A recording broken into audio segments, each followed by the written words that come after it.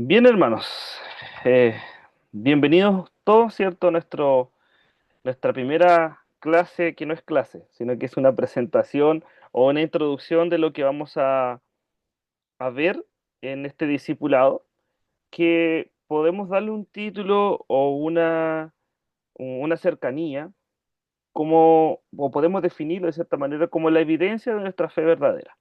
¿Cómo se evidencia una fe verdadera, hermanos? Esa es la intención de que Juan nos va a ayudar a entender eso, ¿cierto? Nosotros vamos a estudiar la primera epístola de Juan, ¿cierto? La primera carta de Juan, una carta muy cortita de 5 capítulos solamente, pero que es pero muy profunda, hermanos. De verdad que a veces cuando uno se da el tiempo de leer detalladamente y tranquilamente la palabra de Dios, hermanos, siempre nos va a hablar y nos va a confrontar, porque aquí no es solamente aprender, sino que también es practicar lo que estamos aprendiendo. Entonces, como introducción, hermanos, quiero decirle que, que este discipulado, hermanos, más que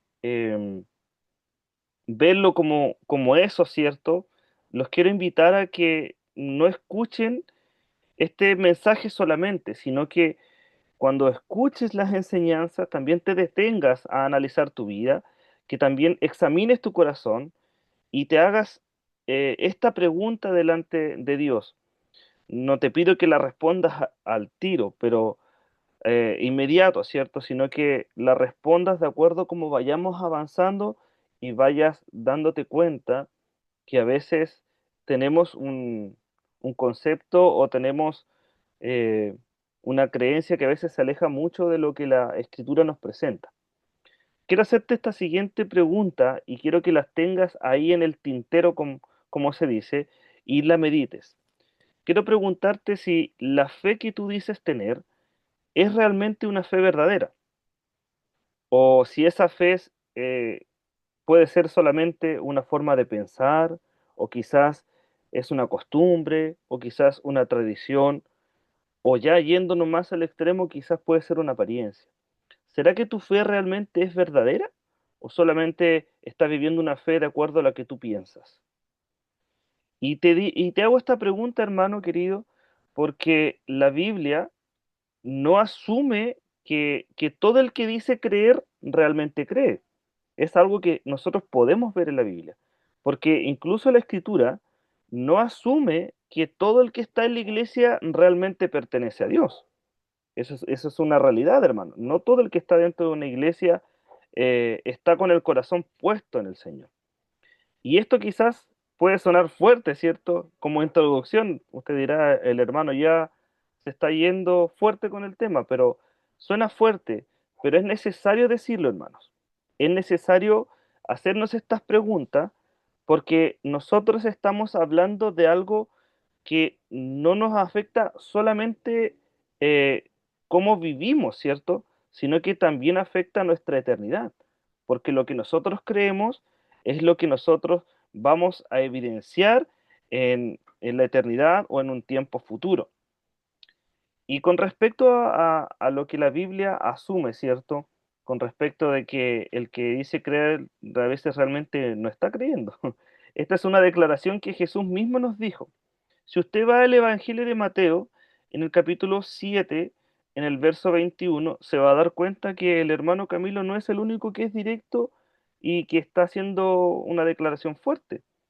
Si usted va al Evangelio de Mateo, en el capítulo 7, en el verso 21, se va a dar cuenta que el Señor dijo lo siguiente: no todo el que me dice Señor, Señor, entrará en el reino de los cielos, sino el que hace la voluntad de mi Padre que está en los cielos.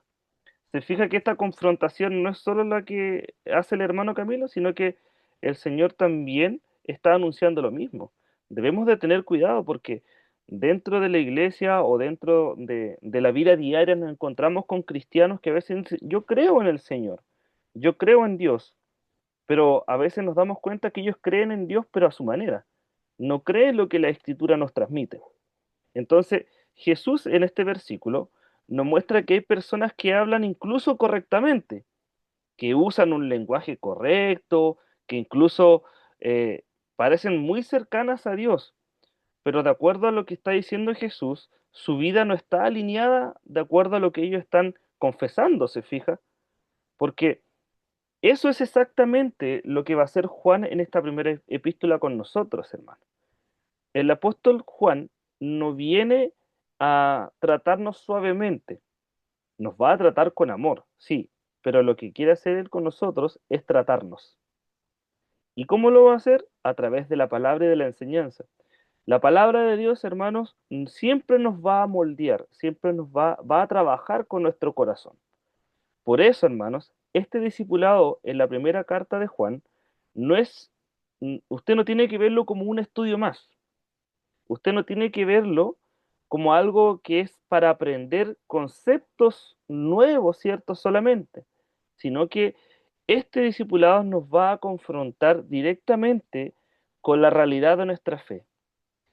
¿Qué es lo que estamos creyendo y cómo estamos viviendo lo que estamos creyendo? Por eso quiero pasar con ustedes a mencionarles el propósito de este discipulado, hermano. Porque usted tiene que saber que cuando Juan escribe esta carta, hermanos, él lo está haciendo desde un contexto donde había confusión dentro de la iglesia. Acuérdense que esta carta no está dirigido a gente que no creía, sino que esta carta, hermanos, está escrita a personas que creían, como usted y como yo, personas que no eran, que lo que ellos estaban viviendo no era un problema externo, sino que era un problema interno, hermanos, dentro de la iglesia. Porque había personas, hermanos, que estaban hablando de Dios, pero estaban distorsionando la idea de quién era Cristo, hermano. Personas que incluso decían tener comunión con Dios, pero estaban viviendo en tinieblas. Personas que parecían ser parte de la iglesia, pero en realidad no lo eran. Y frente a eso, Juan escribe esto con un propósito muy claro. Si usted va ahí al capítulo 5 de Primera de Juan, al verso 13, usted se va a dar cuenta que Juan dice lo siguiente. Él dice, estas cosas os he escrito a vosotros que creéis en el nombre del Hijo de Dios, para que sepáis que tenéis vida eterna y para que creáis en el nombre del Hijo de Dios. Ese es el propósito de Juan, escribir esto para que ustedes crean quién es el Hijo de Dios y para que sepan que en esta persona, que en el Hijo de Dios, ustedes tendrán vida eterna y creerán en Dios correctamente. Eso es lo que Juan está tratando de transmitir. Juan no quiere, hermanos, o Juan lo que está queriendo hacer con nosotros es que nosotros tengamos una certeza de lo que estamos confesando con respecto de quién es Jesús. Porque déjeme decirle algo, Jesús no es solamente aquel que resuelve mis problemas, Jesús no es solamente aquel que me sana, Jesús no es quien suple mis necesidades solamente, es eso, pero es mucho más. Jesús tiene poder para sanarnos, para bendecirnos, para proveernos, hermanos, pero también es mucho más. Por eso que Juan quiere que haya una certeza de lo que nosotros estamos confesando con respecto de quién es Jesús, pero no una certeza superficial, pues, hermanos. Una, una certeza que descanse, ¿cierto?, en nuestras emociones, porque a veces terminamos creyendo en Jesús o buscamos a Dios solamente de acuerdo a cómo nos sintamos en ocasiones. Tampoco quiere que nosotros eh, tengamos una certeza más que nada basada en evidencias reales. Juan no quiere, hermanos, que nosotros vivamos de experiencias, sino que Juan quiere que nosotros seamos esa experiencia de conocer a Jesús. ¿Cómo? A través de la evidencia de una vida transformada. Y eso es lo que vamos a tratar continuamente, las evidencias, hermanos. ¿Cómo? No a través de suposiciones, tampoco a través de sentimientos, sino que, como le dije en un comienzo, sino más bien viendo las evidencias de una fe verdadera en nuestra vida, hermanos. Es evidenciar lo que nosotros declaramos. Porque podemos decir muchas cosas, pero va a llegar un momento en que el Señor va a decir, yo no los conozco. ¿Por qué? Porque lo que declaramos no se justifica con lo que estamos viviendo. Por eso debemos de tener un cuidado. Entonces, Juan, hermanos, va a fijar su fundamento. Y el fundamento de Juan es nada más ni nada menos que la persona de Cristo. Por eso, lo primero que hace Juan, hermanos, y lo primero que nosotros vamos a hacer, no es ir a la experiencia nuestra, sino que es ir al fundamento de nuestra fe. Juan no comienza hablando de sus experiencias ni de nosotros, sino que él comienza hablando de Cristo. Porque si usted me acompaña al primer capítulo de la carta de Juan, ahí en el verso primero, Juan dice lo siguiente. Él dice, lo que era desde el principio, lo que hemos oído, mire lo que dice Juan, lo que hemos oído, lo que hemos visto, lo que hemos contemplado y tocado con nuestras manos respecto a la palabra de vida. Está diciendo, eso es lo que nosotros estamos transmitiendo. No es algo que yo me estoy inventando, dice Juan. Lo que Juan está diciendo, hermano, es que Cristo no es una idea que a alguien se le ocurrió, tampoco es un pensamiento filosófico, por decirlo de alguna manera. Juan no está transmitiendo aquí sus emociones, sino que Juan está hablando de una persona que es real, de alguien que es eterno, hermanos, de un Dios eterno que se hizo carne. Y esto conecta con una verdad fundamental del Evangelio. ¿Se acuerda usted ahí del Evangelio de Juan en el capítulo 1, en el verso 14, donde Juan dice, y la palabra se encarnó y habitó entre nosotros? Y Juan agrega algo más. Él dice, y nosotros vimos su gloria, la gloria que le corresponde como hijo único del Padre, lleno de gracia y de verdad. Pero ¿por qué es tan importante esto? ¿Por qué Juan cita esto? Y Juan cita esto, hermanos, porque si Cristo no es entendido correctamente, nada más lo será para usted correcto. Si nosotros, nuestro fundamento no está claro, todo lo demás que vayamos a aprender de Cristo no va a tener una conjetura, no va a tener una línea, ¿cierto? Sino que más bien va a ser diferente y quizás va a ser errada, hermanos. Porque si el Cristo en quien creemos no es el Cristo de la Biblia, hermanos, entonces nuestra fe va a estar mal fundamentada. ¿Y por qué les digo esto, hermanos? Porque todavía hay gente o hermanos, o incluso gente inconversa, que cree que Cristo o que Dios mismo es alguien que suple o o que va a solamente a satisfacer nuestras necesidades. Y comenzamos a ver a Dios como el genio de la botella, aquel que nosotros vamos y le pedimos lo que nosotros queremos y lo que o no se nos ocurre, y mientras Él nos dé, Él es nuestro Dios. Pero si Él deja de darnos, entonces ya no es nuestro Dios. ¿Se fija? Y eso pasa muy continuo en la iglesia. Hay creyentes que creen o descansan su fe solamente en lo que Dios les provee y no en lo que realmente es Dios. A veces creemos en Dios por lo que Él nos da y no por lo que realmente es Dios, hermano. Y yo me atrevería a decir que dentro de nuestras congregaciones, hermanos, hay gente que si tú les preguntas cuántos han leído la Biblia completamente, yo creo que ni el 5% ha leído la escritura completa en un año. ¿Por qué? Porque el interés de las personas es buscar el bien o la bendición de Dios más que conocer al Dios de la bendición. ¿Se fija? Y eso es una verdad que es dura, hermano. Pero si el Cristo en quien creemos no es el Cristo de la Biblia, entonces nuestra fe va a estar mal fundamentada. Por eso este discipulado, hermano, dele gracia al Señor. Este discipulado comienza siempre dejándonos presente de que todo comienza y que termina en Cristo solamente, hermano. Aquí no se va a hablar del hermano Camilo, de los pastores del hermano Camilo, ni de la vida, no. Aquí vamos a hablar de Cristo y de su evangelio, hermano. Porque Cristo es nuestro ejemplo. Él es en quien nosotros debemos enfocarnos. Él es en quien nosotros debemos buscar una orientación de cómo vivir, de cómo pensar, de cómo sentir, hermanos, de cómo ser justos, de cómo ser rectos, de cómo vivir, hermanos, la vida y el evangelio. Y es por eso que en el primer capítulo, cuando usted lo estudie y cuando lo vayamos viendo en las clases, nos vamos a dar cuenta que lo primero que Juan toca, o la primera confrontación que nos da Juan, es decirnos lo que decimos versus a lo que vivimos.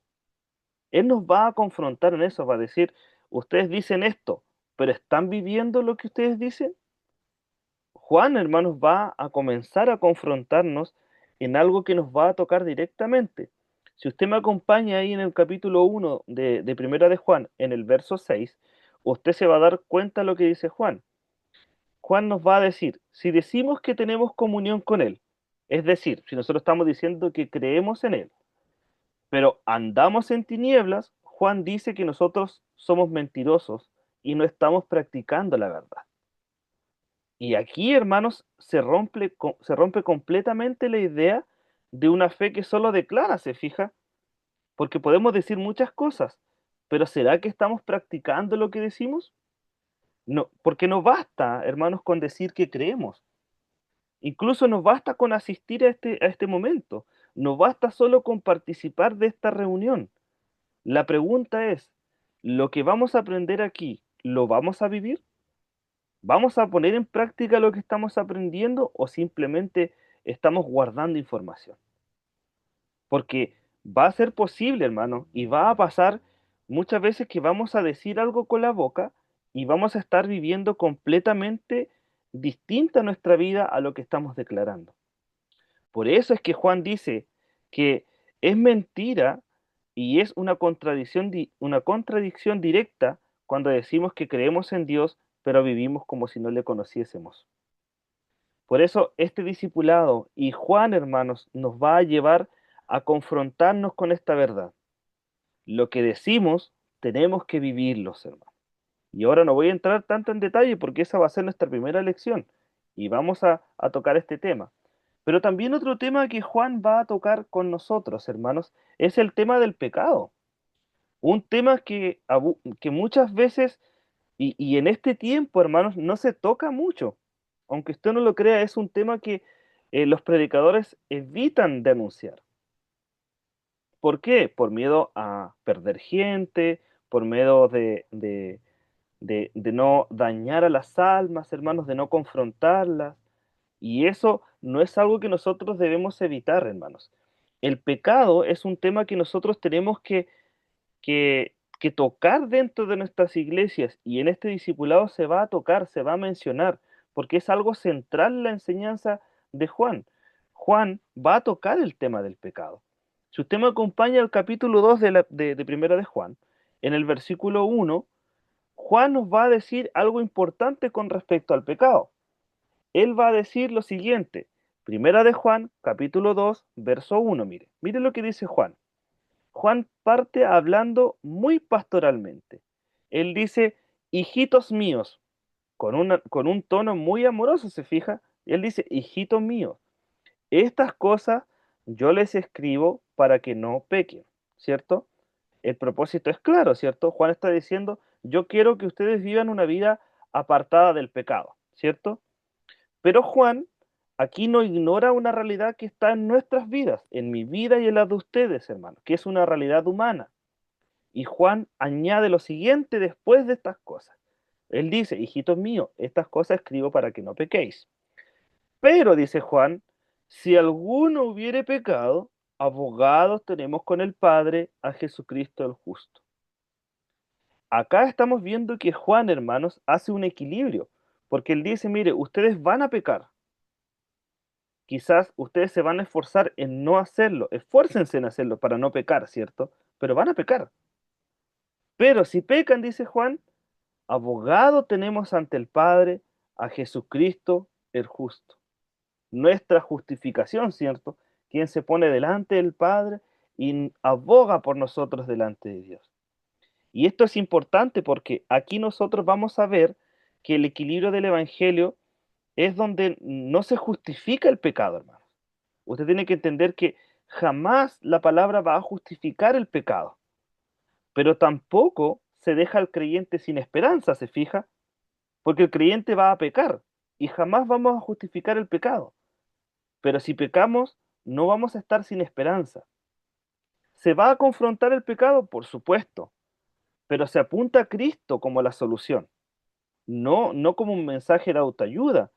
Pero es importante, hermanos, esto, porque este discipulado nos va a confrontar con esta realidad, pero no nos va a dejar sin salida. Eso es lo lindo del Evangelio, porque el Evangelio son buenas noticias.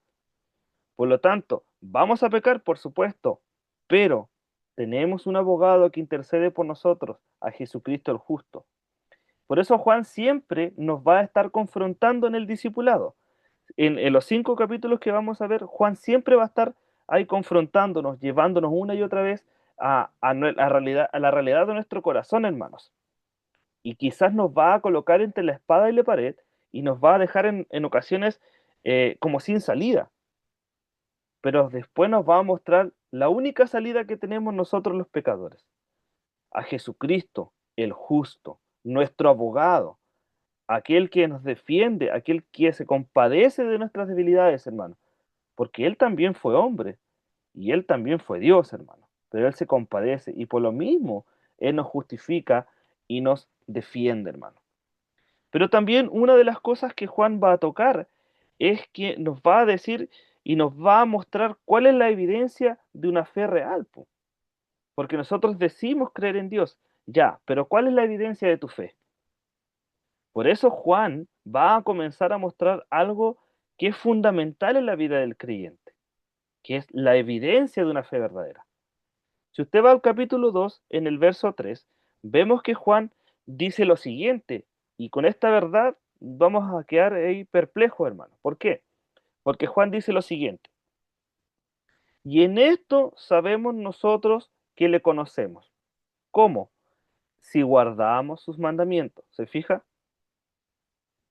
Usted que dice conocer al Señor, ¿cómo evidencia su fe? Guardando sus mandamientos. No es solamente recibiendo del Señor, sino que obedeciendo su palabra. Por eso nosotros entendemos a la luz de este versículo que aquí la obediencia no es el medio de la salvación, pero la obediencia, hermanos, es la evidencia de alguien que ha creído en el Señor y que lo conoce realmente. Porque aquel que ha recibido a Cristo como su rey, todos aquellos que conocen la historia de los reyes, ¿cierto? Los súbditos amaban al rey, obedecían al rey, se sometían a sus estatutos, a sus leyes, ¿cierto? Bueno, de la misma manera, Jesús nos invita a vivir en su reino. Y por lo tanto, si queremos vivir el reino de Dios, tenemos que vivir conforme a la obediencia de sus estatutos, como un rey, por hermano. Por eso, hermanos, la obediencia no solo nos va a llevar a guardar su palabra, sino que también nos va a llevar a amar a los demás por medio de la palabra. Porque si usted me acompaña ahí al capítulo 3 de Primera de Juan, en el verso 14, Juan nos dice que nosotros sabemos que hemos pasado de muerte a vida en que amamos a los hermanos. ¿Cómo sabe que usted está vivo para Dios? Porque usted va a comenzar a amar a los hermanos. Una realidad que poco se ve dentro de la iglesia. Aquí Juan nos va a mostrar que la fe no es algo vertical solamente, sino que es horizontal. Y no se puede decir que amamos a Dios mientras estamos viviendo en conflicto constante con los demás, po. No, como dice la misma escritura, no podemos decir que amamos a Dios a quien no vemos, pero no amamos a nuestro prójimo a quien sí podemos verlo y tocarlo. Es, es una contradicción, ¿cierto? Por eso esto nos va a confrontar, Juan, con respecto a nuestras relaciones, por hermano. Nos va a confrontar con respecto a nuestras actitudes delante de la gente, con nuestro corazón. si realmente es un corazón que ama al Señor. Porque si tú dices amar al Señor, pero no amas a la iglesia, entonces no estás amando al Señor. Porque la iglesia es la esposa de Cristo. La iglesia es el cuerpo de Cristo. Por lo tanto, si tú amas al Señor, pero estás en conflicto constante con la iglesia, debes examinarte, hermano. Debes, debes eh, examinar tu fe y decir, ¿será que realmente estoy amando al Señor? Entonces vamos a ser llevados, hermanos, a esta obediencia que tiene como resultado el amor. Otra de las cosas que Juan nos va a ofrecer, hermanos, y nos va a confrontar, va a ser con respecto a nuestras prioridades, po. Porque nosotros a veces decimos que el Señor es primero, segundo y tercero, pero a veces no pasa eso. En la práctica parece que es el Señor al último y primero estamos nosotros. Por eso el apóstol Juan va a algo más profundo aún y toca algo que muchas veces nosotros no queremos enfrentar, que son nuestras prioridades. Por ejemplo, en el capítulo 2, en el verso 15, Juan nos dice, no améis al mundo ni las cosas que están en el mundo. ¿Por qué? Juan dice, porque si alguno ama al mundo, el amor del Padre no está en él. Y no se refiere a la gente, sino que a los pensamientos, al sistema del mundo. Hoy en día está muy de moda el feminismo dentro de la iglesia, que eso prácticamente confronta directamente a, a lo que Dios ha establecido en su palabra desde la creación, hermanos. Y no estoy diciendo que aquí el hombre tiene que ser superior a la mujer y pisotear a la mujer, porque eso se contradice completamente a lo que la Escritura enseña. Si usted estudia Primera de Pedro, si usted estudia Efesios, hermano, se va a dar cuenta que la Escritura jamás, jamás va a denigrar a la mujer. Todo lo contrario, le insta a amar a la mujer, a honrarla, a tratarla como vaso frágil. Pero ¿qué es lo que pasa? Que hoy día la iglesia está adoptando los sistemas del mundo. Y como el feminismo está tan de moda, queremos meterlo dentro de la iglesia también. Y la mujer ya no quiere ser sumisa. La mujer hoy día también quiere levantar la voz. ¿Se fija? Esos son pensamientos. Por eso Juan dice, no améis al mundo, ni las cosas que están en el mundo. Porque si alguno ama al mundo, el amor del Padre no está en él. Entonces, aquí no está hablando del mundo como creación, ¿cierto? Sino que como sistema es lo que está diciendo Juan. Está hablando de la forma de pensar que tiene el mundo, está hablando de la forma de vivir que tiene el mundo, la forma en que desea el mundo. Todo aquello, no que no eso que Dios ama, ¿cierto? Sino que el mundo desea todo lo que se opone a Dios. Y dice algo fuerte, porque Juan dice, no se puede amar a Dios y al mundo al mismo tiempo. Entonces esto va a tocar directamente a nuestras prioridades en lo que nosotros estamos buscando, por hermano, lo que valoramos y lo que mantiene ocupado nuestro corazón. Porque si yo les pregunto hoy en día, ¿cuántas, por ejemplo, nosotros en la iglesia estamos haciendo ayunos? Entonces hay gente que está ayunando y está con el teléfono. Hay gente que está ayunando y está mirando series en YouTube o en Netflix. Entonces, no está bien, po. ¿Se fija? ¿Por qué? Porque hemos adoptado cosas y costumbres del mundo y nuestro corazón está ocupado en otras cosas, hermano. Gente que hoy día no se puede desconectar de un teléfono, hermano. Gente que pasa mucho más horas detrás de una pantalla que detrás de la escritura. Entonces se fija que estas son, Juan va a tocar nuestras prioridades, porque si decimos que Dios es nuestra prioridad, ¿será realmente que Dios es nuestra prioridad? También Juan nos va a llevar a discernir estas cosas, por hermano. Tenemos que saber discernir todo lo que estamos viviendo en este tiempo. ¿Por qué? Porque Juan nos va a mostrar, hermanos, que no todo lo que se presenta como espiritual es verdadero. Y nosotros, como creyentes, debemos saber identificarlo. ¿Cómo? Mire, acompáñeme al capítulo 4 de Primera de Juan, al verso número 1. Mire lo que dice Juan. Juan dice, amados, mire cómo habla Juanito. Juan habla con un corazón muy pastoral, habla con un tono muy, muy, muy tierno.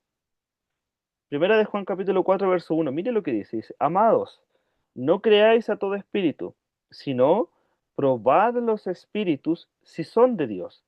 ¿Por qué? Porque muchos falsos profetas han salido por el mundo.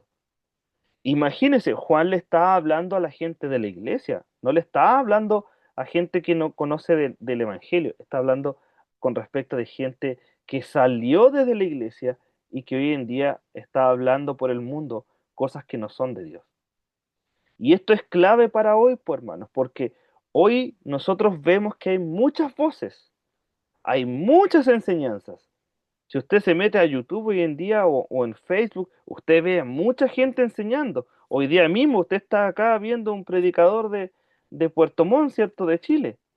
Pero tiene que tener presente y saber discernir estas cosas, probando los espíritus y colando esto, ¿cierto? A través de las escrituras. Por eso es que hay muchas enseñanzas, hermano. Hay muchas ideas, pero debemos tener cuidado, porque no todo el que dice Señor, Señor, es realmente un creyente, hermano. A veces la gente utiliza la escritura, utiliza los textos más veces para sacar provecho del evangelio, hermano. ¿Cuánta gente no lucra hoy en día con el evangelio? Debemos tener cuidado. Es por eso que el creyente, hermanos, está llamado a discernir todo, hermano. Usted tiene que ser como esos coladores para colar los mensajes, hermano. Usted tiene que discernir todo. No le crea a todas las personas. Tenga cuidado, porque no todo lo que suena bien es correcto. Y no todo lo que emociona, hermanos, es verdadero. Debemos tener mucho cuidado. Y ya lo último que Juan va a tocar en nuestros corazones, hermanos, con esto voy a ir cerrando. Juan nos va a decir que el centro de todo esto es el amor de Dios en Cristo. Pero en medio de toda esta confrontación, Juan, hermanos, nos va a llevar una y otra vez al centro del Evangelio.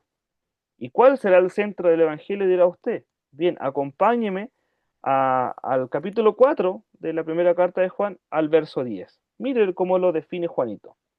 Juan dice, y en esto consiste el amor. Mire lo que Juan entrega. Y esto es importante porque en esto consiste el amor, dice Juan. No en que nosotros hayamos amado a Dios, sino en que Él nos amó a nosotros primero y envió a su Hijo en propiciación por nuestros pecados. ¿Se fija? A veces decimos, no, es que yo vine al Señor. Eso es mentira. Es Dios quien te llama. Yo amé al Señor. No, es el Señor quien te amó. Y por gracia, hoy tú puedes amarle y puedes reconocerle. Pero va a depender de mucho de cómo tú estás obedeciendo, de cómo tú estás amando a Dios. Por eso Juan, hermanos, quiere que entendamos que todo parte en Dios y todo comienza en su amor. Y no se trata de que nosotros logremos amarlo primero, sino que tenemos que entenderlo, hermanos, y tener siempre presente que Él nos amó primero en Cristo. Y nos amó siendo pecadores, siendo traicioneros, siendo desleales, siendo orgullosos, siendo envidiosos, hermanos, muchas veces, y muchas cosas negativas más. Pero así nos amó el Señor. Pero estamos camino a una santificación. ¿Y cómo nos santificamos? ¿Cómo vamos cambiando? ¿Cómo vamos moldeándonos, hermanos? A través de la palabra. Es la única manera, hermanos. Es la única manera en conocer a Dios, en saber cómo es, cómo piensa, cómo es su justicia, cómo es su santidad.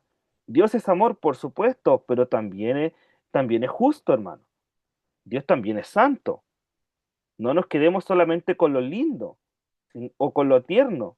También dejemos que el Espíritu nos vaya moldeando, hermano, que nos confronte, porque ese es el amor el que nos va a transformar, ese es el amor que va a transformar nuestra vida.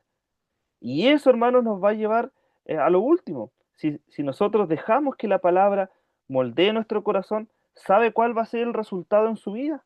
Que usted va a tener una seguridad real en lo que está creyendo. Porque todo lo anterior, todo esto que yo le comenté anteriormente, tiene un propósito, que el creyente tenga una seguridad eterna en Dios. Si usted me acompaña ahí a Primera de Juan en el capítulo 5, en el verso 11 y 12, Mire lo que nos dice Juan. Él nos dice lo siguiente. Y este es el testimonio, dice Juan. ¿Qué cosa? Que Dios nos ha dado vida eterna. ¿Y qué más agrega Juan?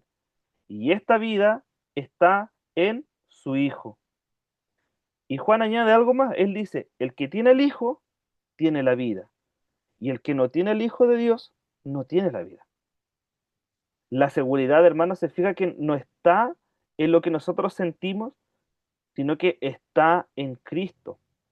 Pero esa seguridad también, hermanos, se evidencia en nuestra vida, po, en cómo vivimos el Evangelio, en cómo vivimos lo que declaramos.